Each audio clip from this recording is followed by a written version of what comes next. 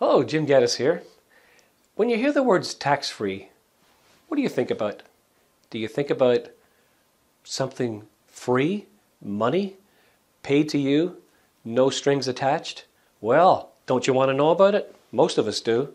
And one of the few things in life that's actually tax-free is life insurance proceeds. So when you're leaving money to a beneficiary, be it your spouse, son, daughter, a charity, then you know when you die and you're looking down, hopefully, that you can say, that money's went directly to who I said it was going to go to. And that's under insurance law.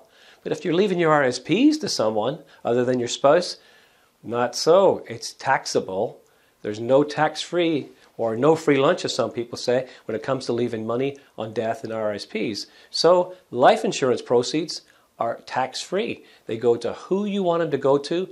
And even if you owe the bank money, it still goes to your beneficiaries, as long as it's not your estate. So and if it is your estate, maybe you should be talking to me.